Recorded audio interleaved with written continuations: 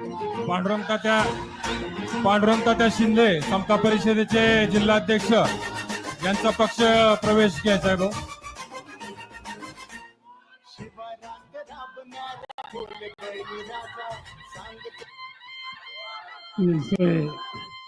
असं सांगायचे की आपल्या सगळ्यांचे सरकारी आणि उमेदवार हर्षवर्धन पाटील, सिंह पाटील, छत्रपती साखर कारखान्याचे माजी चेअरमन विशाल जाचक, विजय निंबाळकर, विलास वाघमारे, ॲडव्होकेट राहुल बखरे, ॲडव्होकेट शरद दामदार, सागर बाबा मिसाळ आणि भिसे महारुद्र पाटील उपस्थित असलेल्या भारतीय शिवाय साहित्य पडळकर, यश शेख,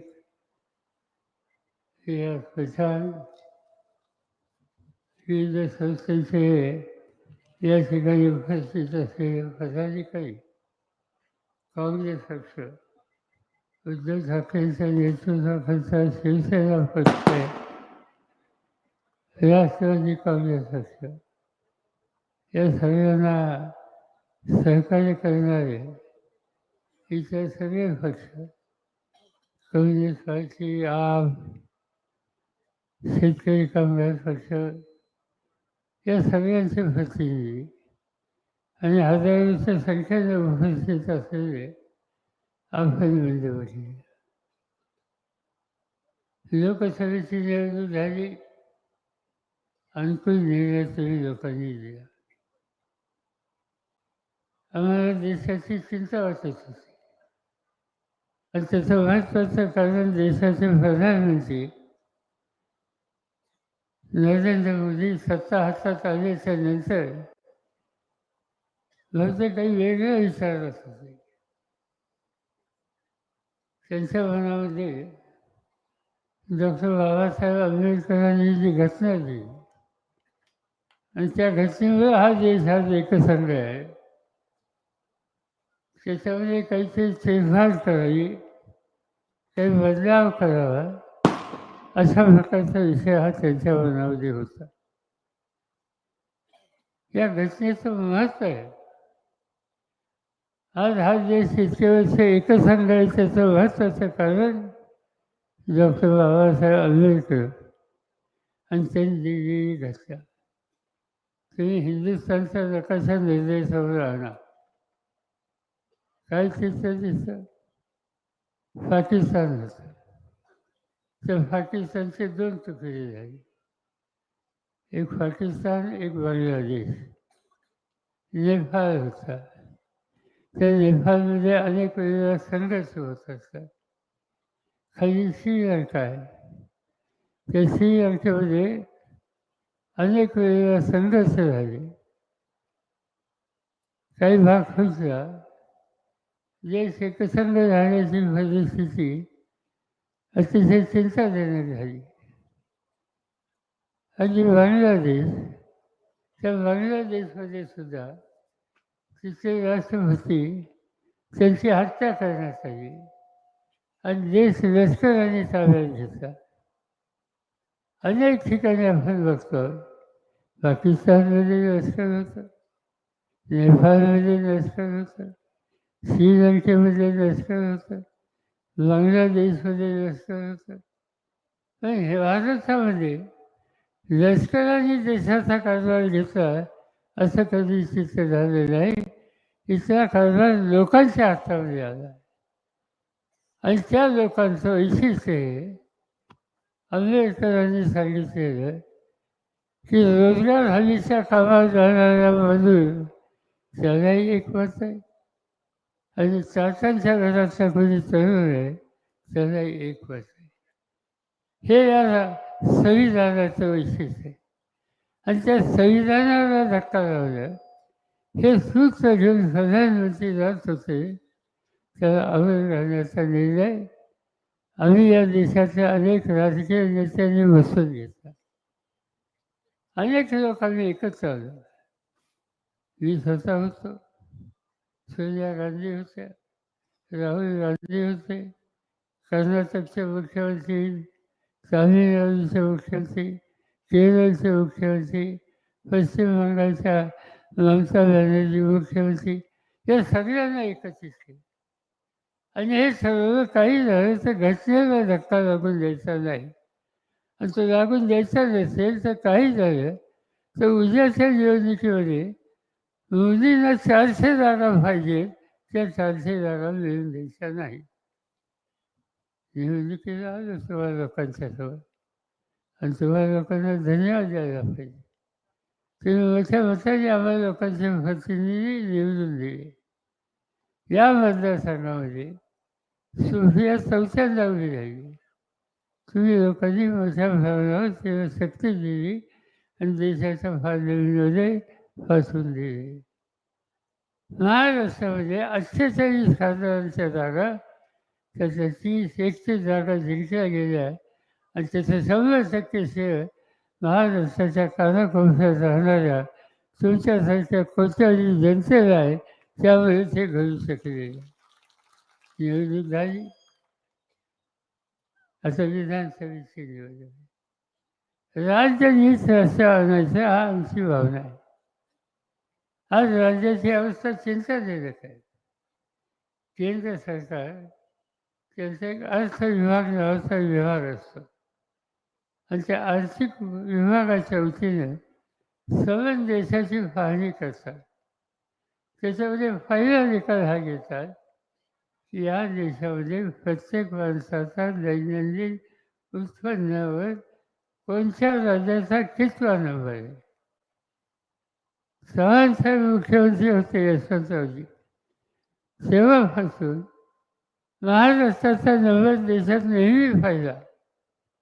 महाराष्ट्र कधी दुसऱ्या नंबरवर गेला नाही.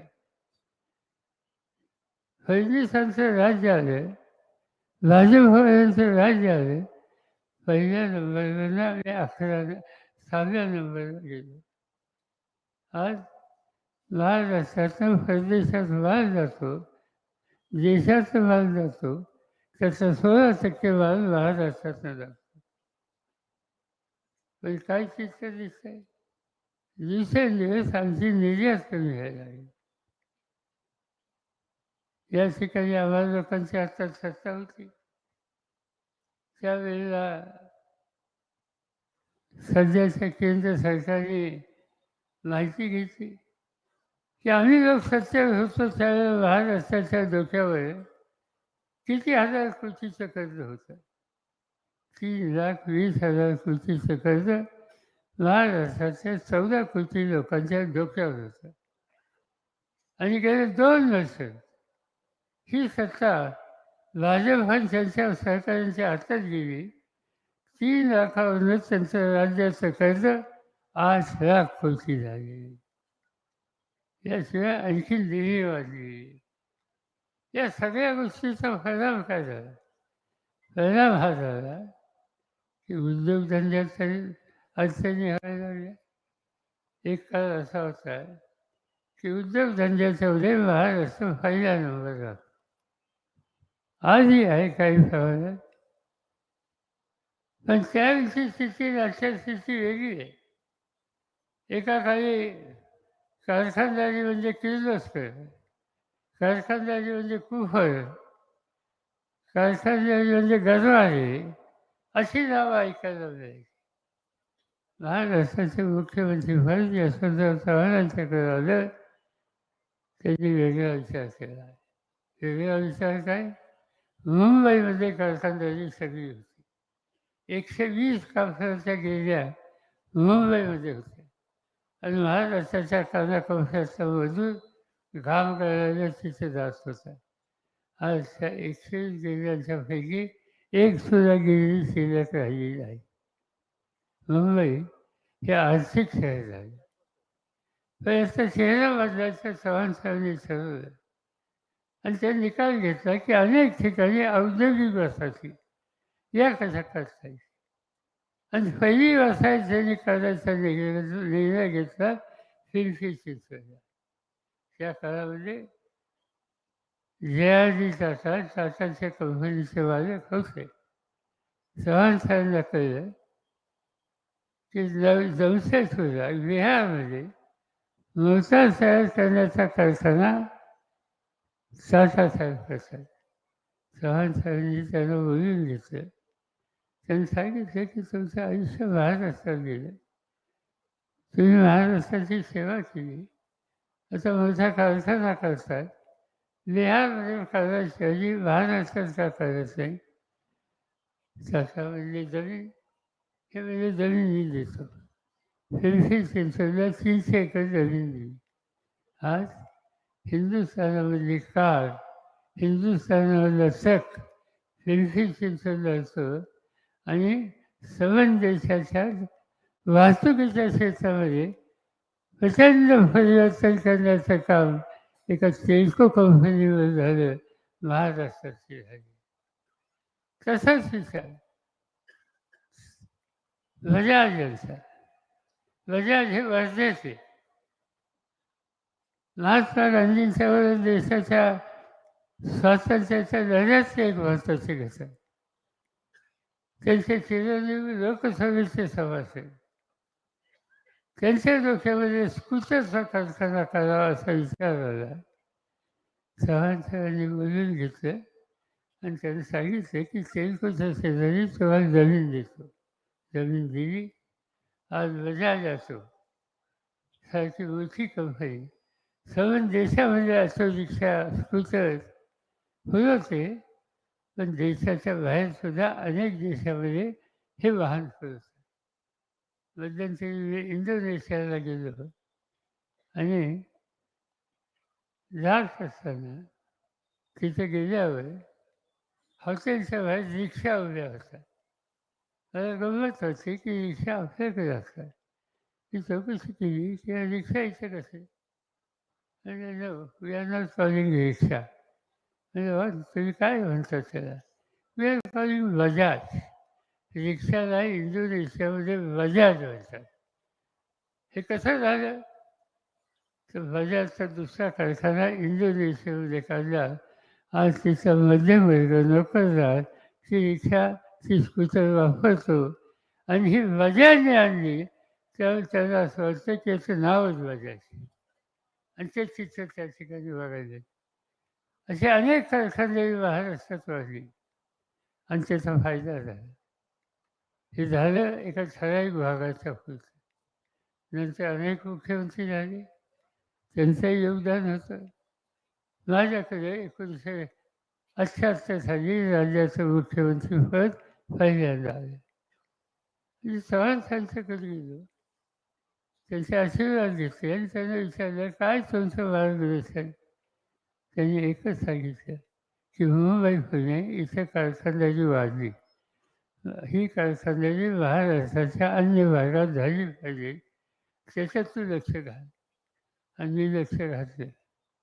आमच्या सरकारने साथ दिली. तुम्ही पुण्यावरनं निघाला बारामतीच्या रस्त्यावर तर पहिल्यांदा जेजुरी लागते. जेजुरी खंडोबाचं शहर. महाराष्ट्रात आपण त्या ठिकाणी दर्शनाला जातो. आम्ही लोकांनी तिथे MIDC काढली. आज जेजुरीला 6,000 लोक काम करतात. जेजुरीचं पुढे गेलो, बारामतीला पोचलो, तिथे MIDC काढली. तिथे 24,000 लोक काम करतात. पुढे इंदापूरला हर्षवर्धन हे सगळे लोक सत्तेमध्ये होते, त्यांची बदल झाली. इथे MIDC काढली, इथेही कारखाने आले. पुढे गेल्याच्या नंतर आम्ही रस्ता बदलला, नगर रस्त्यावर गेलो. रांजणगावला गेल्याच्या नंतर तिथे MIDC काढली. काही हजार लोकांना तिथं काम मिळतं. नाशिकच्या रस्त्यावर केलं, तिथेही काही हजार लोकांना काम मिळतं.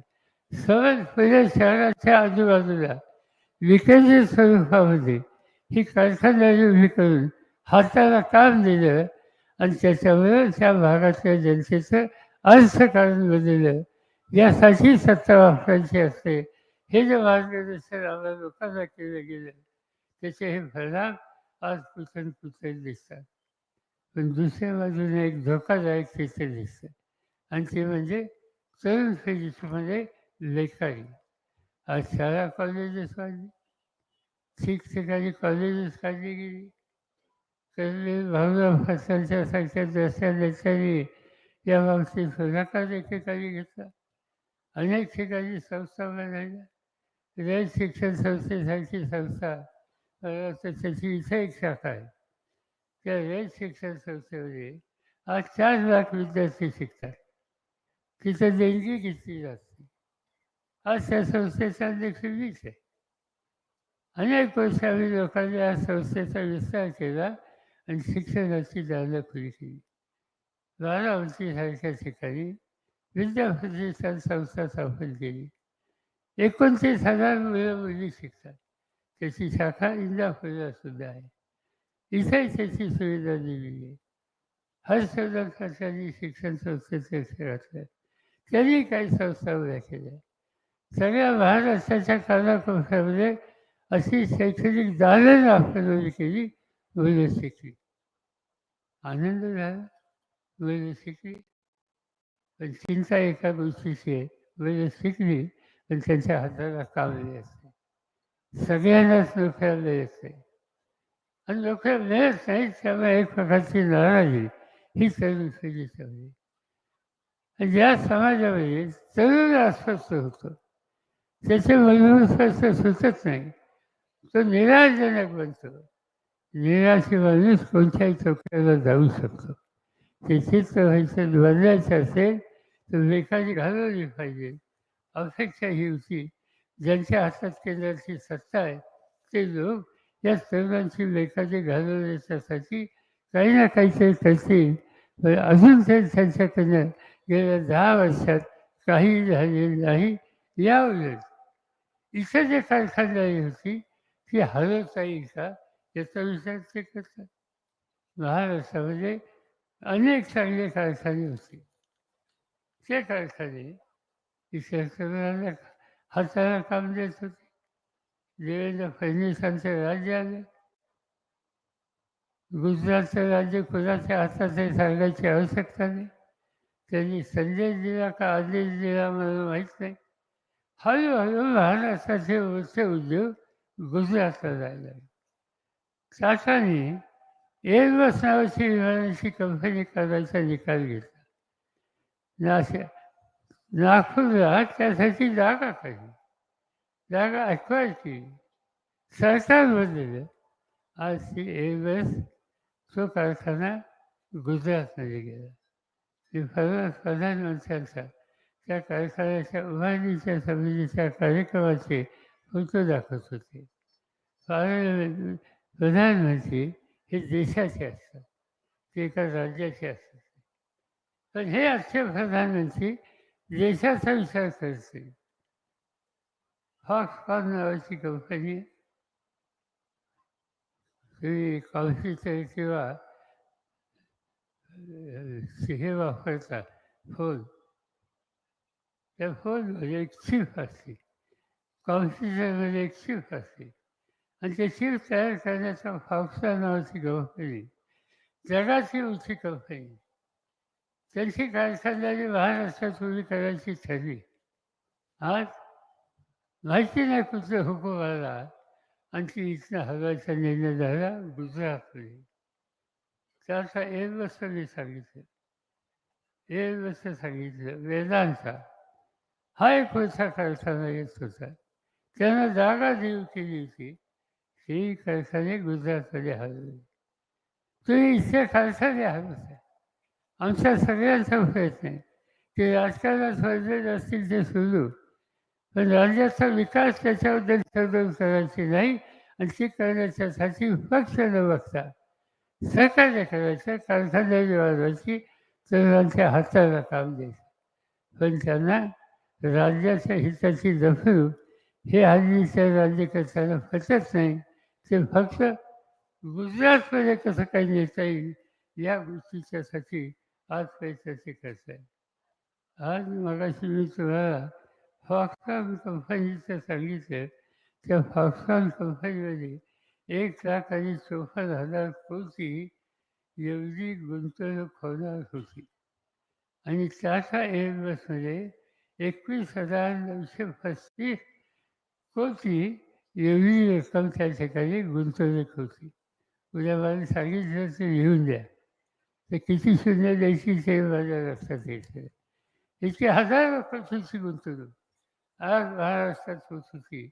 आज ती महाराष्ट्रातनं गेली आणि त्याचा परिणाम वेगवेगळ्या गोष्टी दिसतात. शेती हा सर्व लोकांचा, आम्हा लोकांचा महत्त्वाचा उद्योग आहे. शेतीच्या क्षेत्रामध्ये अनेक चमत्कार केले. एकेकाळी इंदापूर तालुक्यात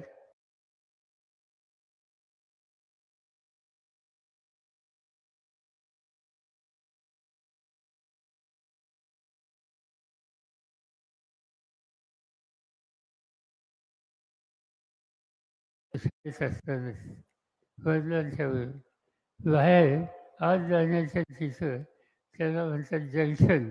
आता काय म्हणतात माहिती आहे, जंक्शन आहे. आणि त्या जंक्शनलाच अडवायचे आणि ते अडवायचे त्या ठिकाणी. पण आम्ही परवानगी काढली, गेलो आत आणि तो कारखाना बघितला आणि थक्क झालो.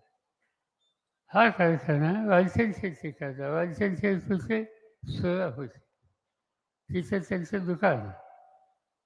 पण दृष्टी होती खूप आणि त्या दृष्टीनं त्यांनी कळवला, जमीन दिसली, कारखाना काढला आणि शेकडो लोकांच्या हाताला काम दिलं.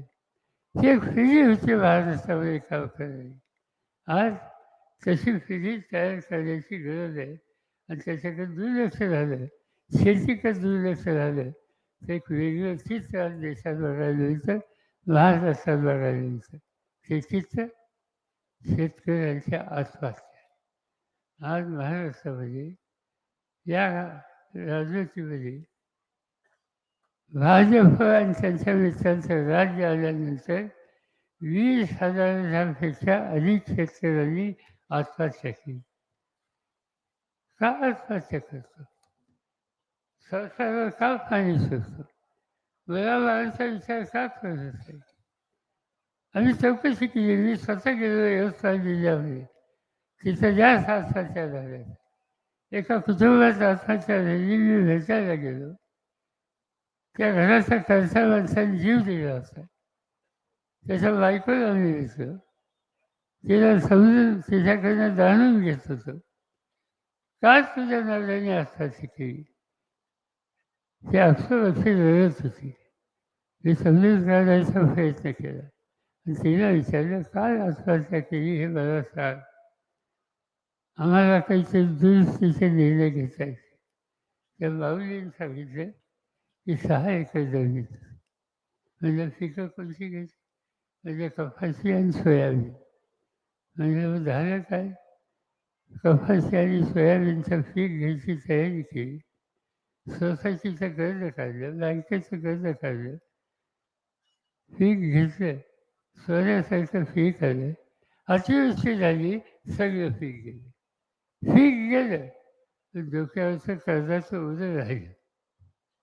दुसऱ्या वर्षी म्हणजे पुन्हा माझ्या नवऱ्याने ते पीक घ्यायचा निकाल घेतला. बँक सोसायटी पैसे देणार का? थक बाकी झाला, थकीत झाली. तर सावकाराकडे गेले, सावकाराचं कर्ज घेतलं आणि पुन्हा 6 एकराचा प्लॉट कपाशी आणि सोयाबीनचा केला. आणि दुसऱ्या वर्षी कपाशीवर लाल्या नावाचा एक रोग येतो. तो रोग आला, सगळं पीक उद्ध्वस्त. पीक उद्ध्वस्त झालं, कर्ज वाचता शिल्लक. आणि एक दिवशी वसुलीची नोटीस आली. नवरा म्हणतो बँकेचे सावकाराचे पैसे देऊ शकणार नाही. दुसऱ्या दिवशी सावकाराने येऊन त्याच्या घराची भाजी बाहेर काढली. मुलीचं लग्न ठरलं होतं आणि होणाऱ्या व्यायाच्या घरात त्याची भाजी कुठे बाहेर काढली हे होणाऱ्या व्यायाने बघितलं. त्यांनी लग्न मागलं आणि ते या माणसाला सहन झालं नाही.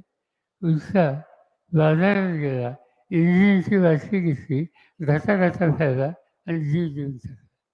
आज हेच चित्र महाराष्ट्र.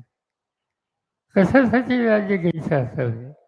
जे राज्यकर्ते शेतकऱ्यांच्या आत्माच्या वरचा आहेत त्याचा उपाययोजना करत नाही त्यांना राज्य करण्याचा अधिकार काय? माझ्या हातामध्ये देशाची सत्ता होती. कर्जबाजारी फारचा प्रश्न त्याचा मी अभ्यास केला. डोक्यावर शेतकऱ्यांचं कर्ज फार होतं. मनमोहन सिंग प्रधानमंत्री होते. मनमोहन सिंगांच्याकडे मी गेलो आणि शेतकऱ्याच्या हिताची दखल या देशात होत असेल तर त्या सरकारमध्ये सत्तेमध्ये कशासाठी राहायचं हा प्रश्न माझ्या मनात येतोय. मी असा निकाल घेतोय की शेतकऱ्यांच्या डोक्यावरचं कर्ज माफ करेल. त्याने हो म्हणून सांगितलं.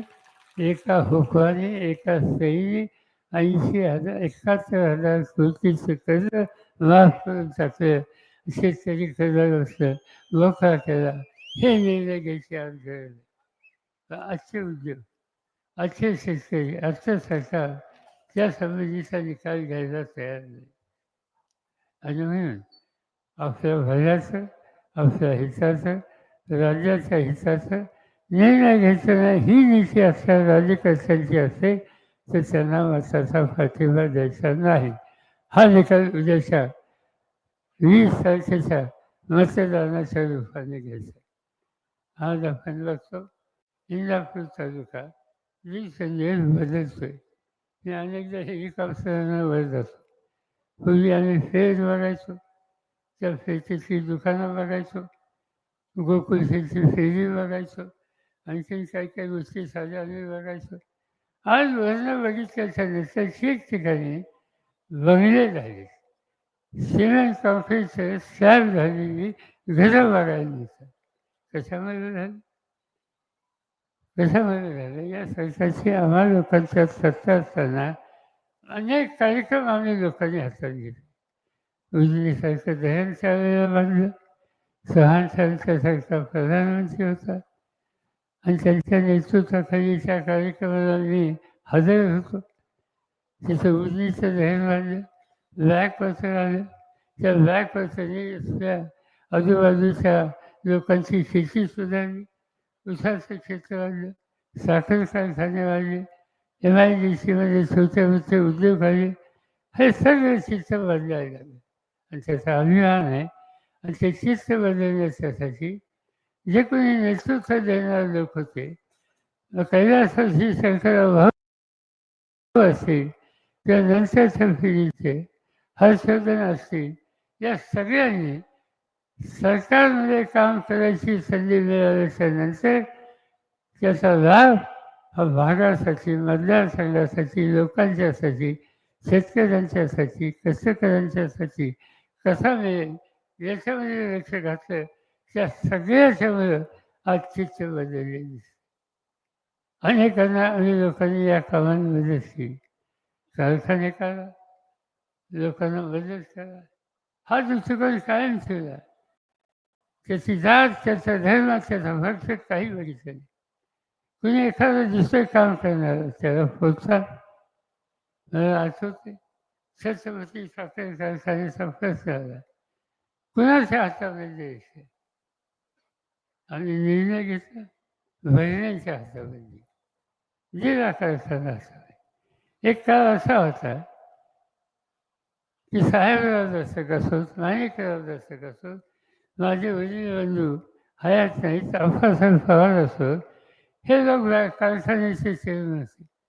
महाराष्ट्रात सगळ्यात उत्तम चालणारा कारखाना छत्रपती होता. आमची एक चूक झाली. आम्ही हा कारखाना वेळेच्या हातात दिला आणि परिणाम काय झाला? आज मालेगावचा भाव बघा, सोमेश्वरचा भाव बघा आणि छत्रपतीचा भाव बघा. छत्रपतीचा भाव मालेगाव सोमवारपेक्षा निदान 200-400 रुपये टनाला हा कमी असेल. मला आपल्याला नक्की माहीत आहे. इथे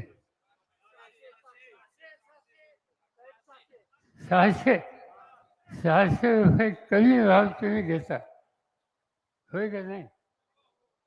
आणि तरी त्याच्या हातात ठेवायचा कारखाना नाही. नुसतं म्हणून काय उपयोग? उद्या निकाल घ्यावा लागेल आणि घरला फासावं लागेल. अशी संस्था चालवणार हा दृष्टिकोन योग्य नसतो. अनेक गोष्टींनी मदत केली. ते म्हणजे धंदा करायचा, ट्रान्सफरचा धंदा करायचा. गुजरातच्या लोकांची तुमच्या ओळखी आहेत, गुजरातच्या उद्योगपतींची तुमची ओळख आहे म्हणजे आहे. काही मदत होईल का? एक फोन उचलला गुजरातच्या एका मोठ्या उद्योजकाला आणि सांगितलं की म्हणजे आमच्याकडचे शेतकरी आहेत, त्यांच्या पुढच्या पिढीला आणि त्यांना वाहतुकीच्या धंद्यात काम करायची इच्छा आहे, मदत करा. केली, कल्याण झालं त्यांचं. निवडणुकीला बोलायचं म्हणजे मदत केली, जिल्हा परिषदेला पाठवणी केली, महाराष्ट्राच्या विधानसभेत पाठवायची इच्छा मागणी झाली, तिथं केलं. मंत्रिमंडळात घ्यायचा प्रश्न आला, राष्ट्रवादीकडनं. राष्ट्रवादीच्या माणसांचे निकाल मी घेत होतो, पक्षाचा अध्यक्ष केलं मंत्री, सगळं दिलं. आणि प्रसंग आला तर घरी कुठे गेलं याचा पत्ताच नाही, निघून गेला.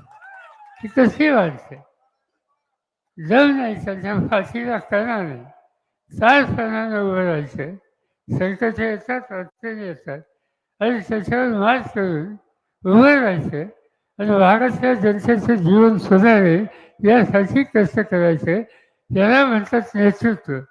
म्हणजे नेतृत्व खोटं नेतृत्व निघालं, रुपया खोटा निघाला. आणि जर खोटा निघाला असेल, रुपया खोटा असेल तर घेऊन चालणार नाही. उद्याच्या निवडणुकीत निकाल घ्यावा लागेल. काय निकाल घ्यायचा? नुसतं फाडायचं नाही, फाडायचं फाडायचं फाडायचं. हा निकाल तुम्ही घ्या, चित्र बदलेल. मी तुम्हाला खात्री देतो, जिल्हाभर तालुक्याचं चित्र बदलेल. पण महाराष्ट्रामध्ये या प्रवृत्तीचे जे लोक आहेत त्या सगळ्यांना दूर करण्याच्या बद्दलची भूमिका ही आपल्याला घ्यावी लागेल. मी महाराष्ट्राच्या कानाकोपऱ्यात फिरतो, 15 दिवस झाले, म्हणजे सारखा बाहेर घरी गेले नाही.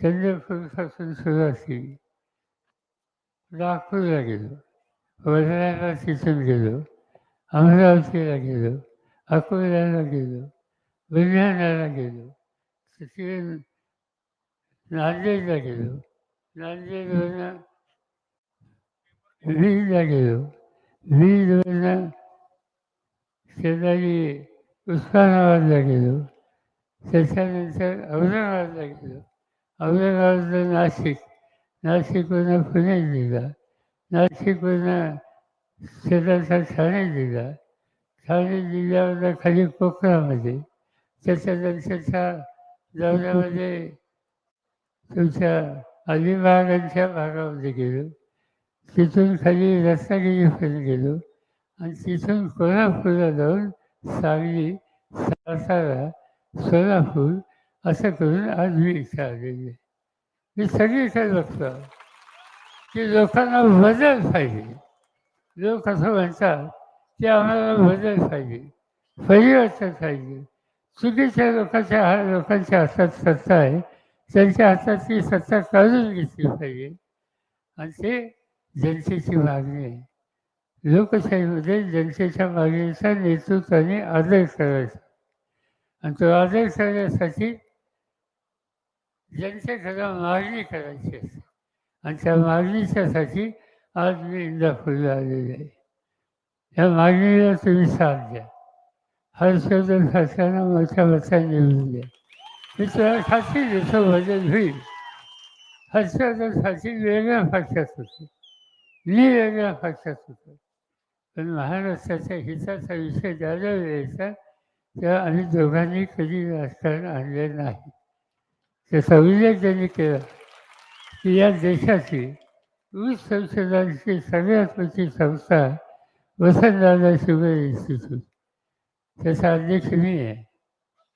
त्या कमिटीमध्ये हर्षवर्धन आहे. अनेक वेळेला ऊस उत्पादकांच्या प्रश्नाची चर्चा आम्ही करतो. त्याच्या खोलात तुमचे नाव असायचं असतो आणि खोलात जाऊन अभ्यास करायला कुणाही जबाबदारी टाकावी हा विषय आमच्याकडे येतो. तर 2-3 लोकांची नावं पहिल्यांदा येतात, त्याच्यात हर्षवर्धन पाटील आहे. या वसंतदादा इन्स्टिट्यूट माननीय शाखा आहे. आज त्याची शाखा आम्ही जालन्याला उघडली. महाराष्ट्राच्या शेतकऱ्यांना मदत करतो. त्याच्यानंतर पुढची शाखा आम्ही नागपूरच्या उघडली. आणि ते उघडण्याच्यासाठी जागा कोणती योग्य आहे, कसं करता येईल याचा विचार करायचा होता. आम्ही हर्षवर्धनला सांगितलं की तुम्ही आणि 2-3 अधिकारी नागपूरला जा, एखादी स्थिती बघा आणि काय करता येईल ते मार्गदर्शन करा.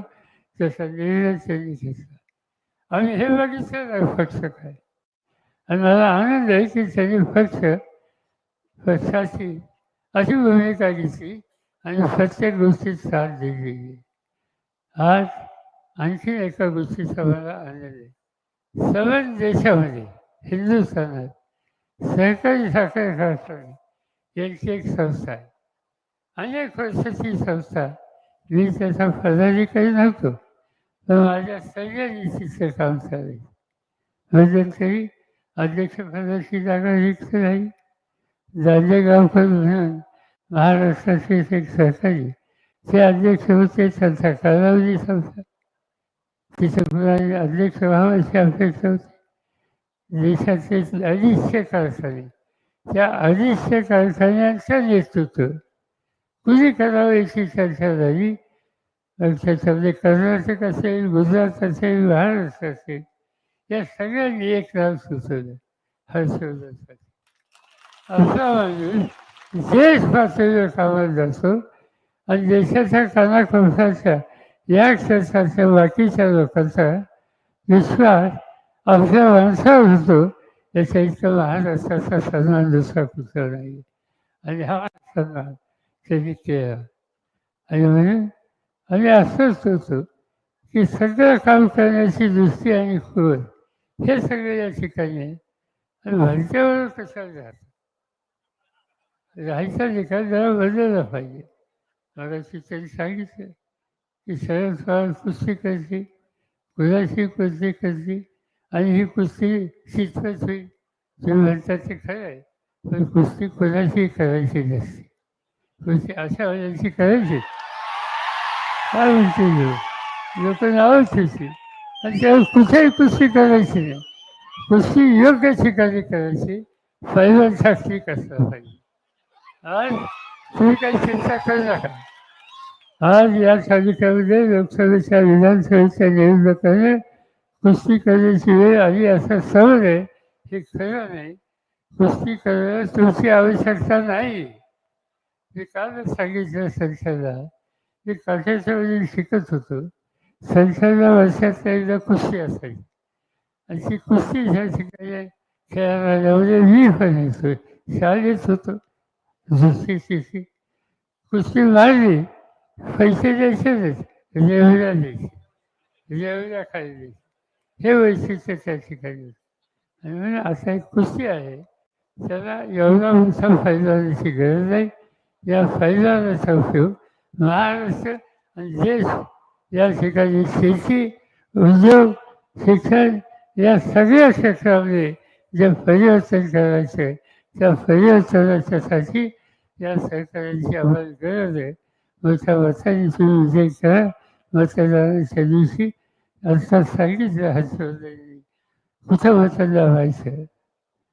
हे जो तुतारी पक्षाचा माणूस आहे त्याच्यासोबतचं मतदान लावा. मोठ्या मताने त्याला विजय करा.